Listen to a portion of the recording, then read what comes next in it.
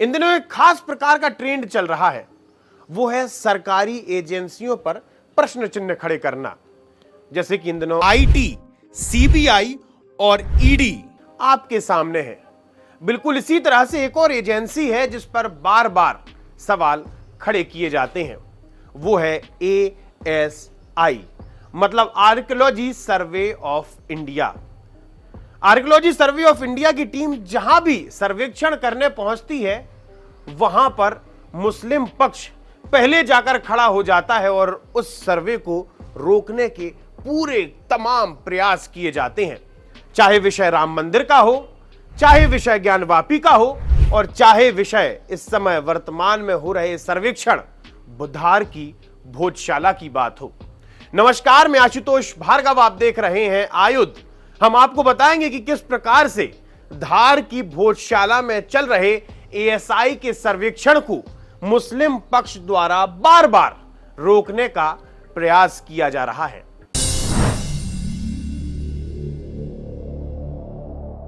ASI की team को आज कोर्ट के आदेश के बाद सर्वेक्षण करते हुए लगभग 1 महीना पूरा होने वाला है, लेकिन ऐसे में वहां के मुस्लिम पक्ष द्वारा बार बार सर्वेक्षण को रोकने के प्रयास किए जा रहे हैं।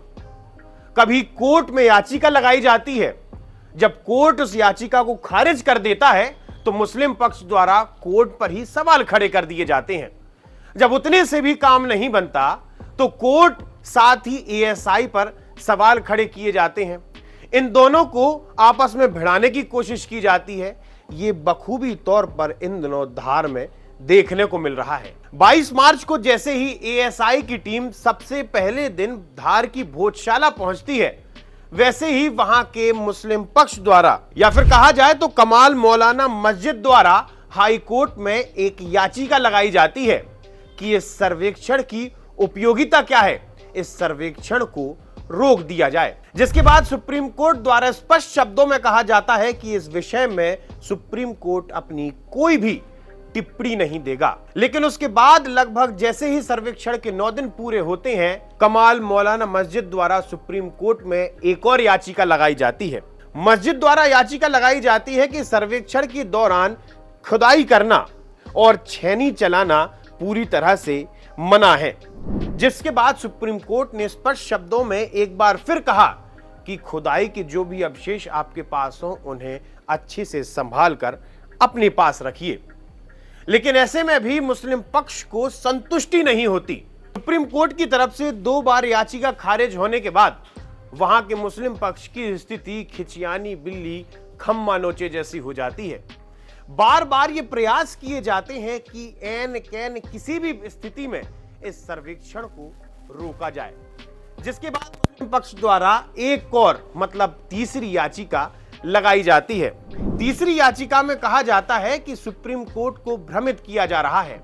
एएसआई द्वारा सर्वेक्षण स्थल पर छेनी भी चलाई जा रही है, वहां पर गड्ढे भी किए जा रहे हैं और कुल मिलाकर वहां तोड़फोड़ हो रही है। ये पूरा का पूरा भ्रम फैलाया जा रहा है। कुल मिलाकर 1 माह के अंदर धार के मुस्लिम पक्ष द्वारा, या फिर कहा जाए कि कमाल मौलाना मस्जिद द्वारा, सुप्रीम कोर्ट में 3 याचिकाएं लगाई गई थी, लेकिन सुप्रीम कोर्ट द्वारा किसी प्रकार का भी उस पर एक्शन की बात सामने नहीं आई। अब असल में होता यह है कि कल शुक्रवार का दिन था, मतलब जुमे का दिन था।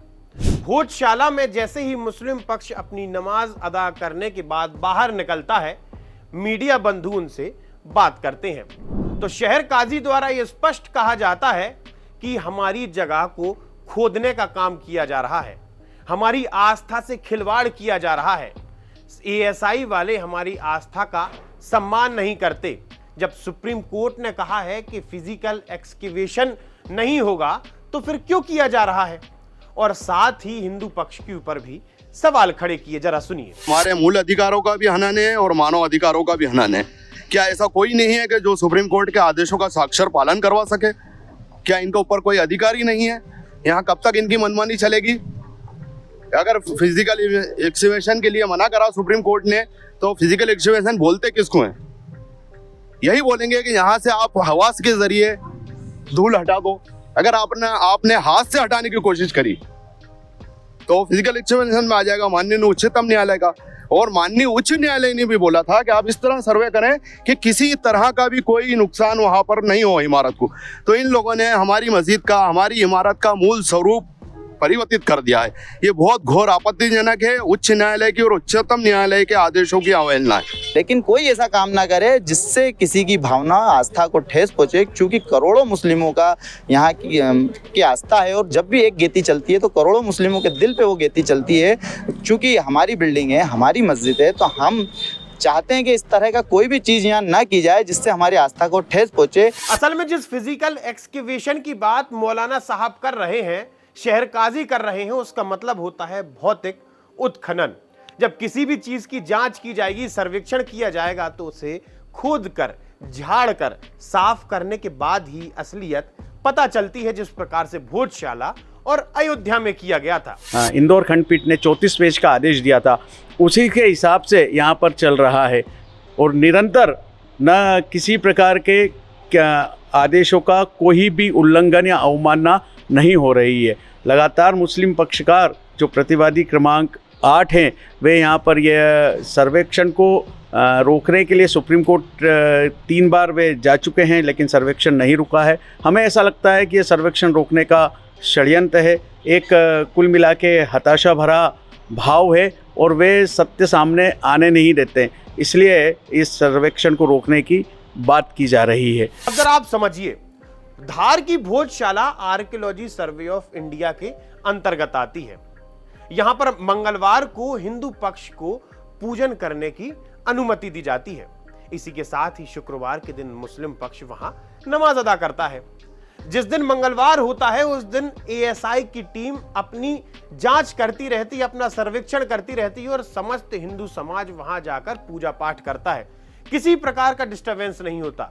लेकिन जैसे ही जुमे आता है उस दिन सारी की सारी भोजशाला को खाली करा दिया जाता है, एएसआई की टीम को बाहर भेज दिया जाता है।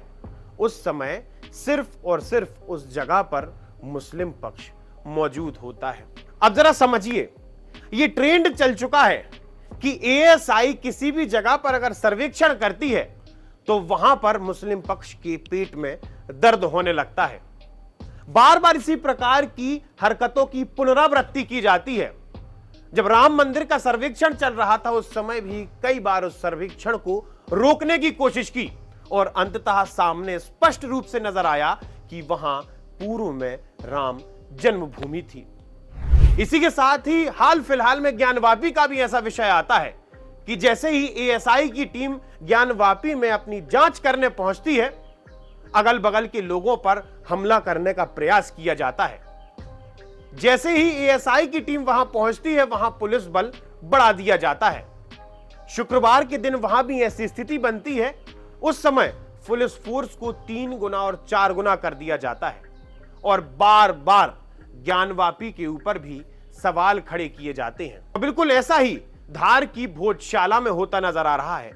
1 महीने के अंदर कई बार याचिकाएं लगाई दी जाती हैं, कई बार सवाल खड़े कर दिए जाते हैं। सुप्रीम कोर्ट पर सवाल खड़ा कर दिया जाता है।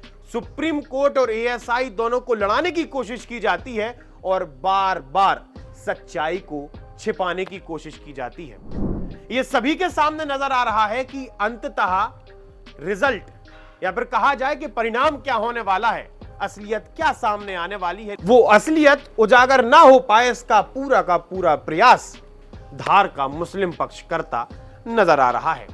आप हमारे साथ जुड़े रहिए, देखते रहिए आयुध। आप हमारे चैनल को सब्सक्राइब कर सकते हैं। हम फेसबुक, इंस्टा, यूट्यूब, ट्विटर हर जगह मौजूद हैं। आपका बहुत बहुत धन्यवाद। लगातार जुड़े रहने के लिए आयुध को सब्सक्राइब जरूर करें।